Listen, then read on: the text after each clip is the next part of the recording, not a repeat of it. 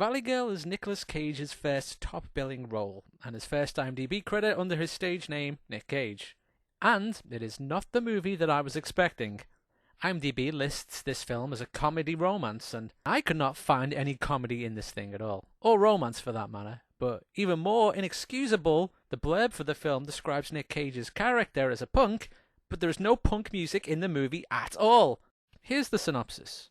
Julie is a Valley Girl, which for those of us not born in a time when that phrase meant something, basically means she is a spoiled kid from LA who says, like, you know, and whatever a lot.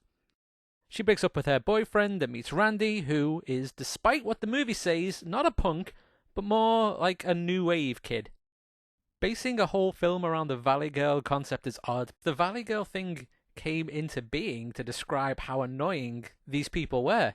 The term was satirically popularized in the song Frank Zappa made with his daughter Moon unit, Valley Girl, a song which inspired this movie, in that the producers approached Zappa and asked if they could make a movie based on a song, and when he told them to fuck off, because that's what Frank Zappa did to people in suits, they went ahead and made it anyway.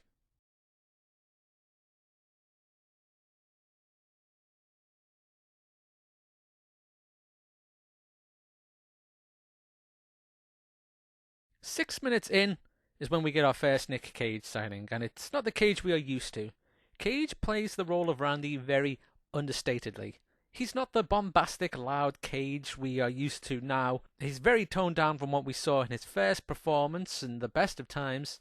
He's quiet, and his character in this film is confident at times, but also quite shy in others. I guess this was a decision made to make him seem more lovable, as it doesn't help that this film is chock full of shitty 80s men doing shitty 80s things.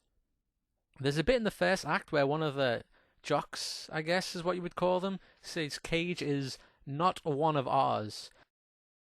And then you start to see how this is going to be a Romeo and Juliet thing with a much more commercially pleasing ending. Let's be realistic here. And that need to make this movie commercial is what really didn't sit well with me. Like, I've been to churches that were not as well presented as the punk club Randy takes Julie to.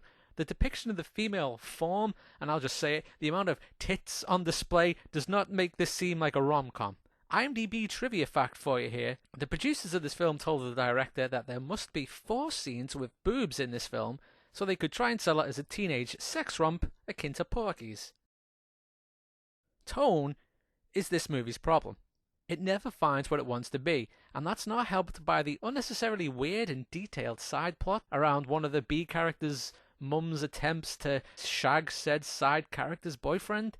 And when they try and make it more rom-com with a dating montage, it just stops the movie dead. And not just because this is where we should be learning about these two characters and what makes them tick and all that stuff. They use a full song here. This is a 3-minute montage. They basically put the movie on hold so they can play a music video. For some reason in Act 2, Julie starts to think her Valley Girl rep is more important than dating handsome new wave punk boys and breaks up with Randy to get back with her total dick of a boyfriend, Tommy.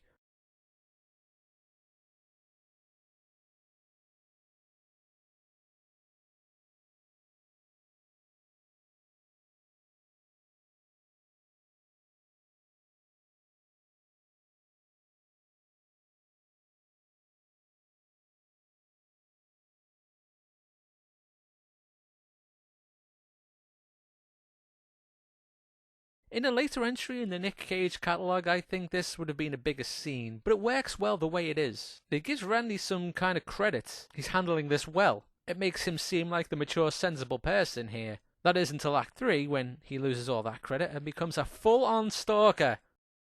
This is some of that shit that was all over 80s movies that would not be okay now. She broke up with him, and then he spends all his time following her everywhere? Did he slip these pictures of himself into her book? That's insane. And more practically, did he get employed at all these places for the sake of stalking her? Is he just showing up and pretending to be working? How much paperwork went into this scheme of his?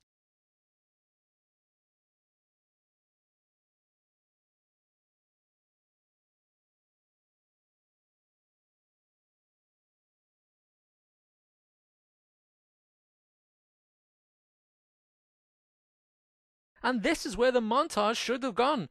Instead, it's just a few clips where Nic Cage is doing comic scenes for the first time. It's really weird. Just to give you a sense of how outdated the sensibilities of this film are, the stalking montage is the only comic thing that happens in the movie. And it does not try to maintain that same sense of wackiness it establishes in the later parts of the film, so I don't know why they bothered.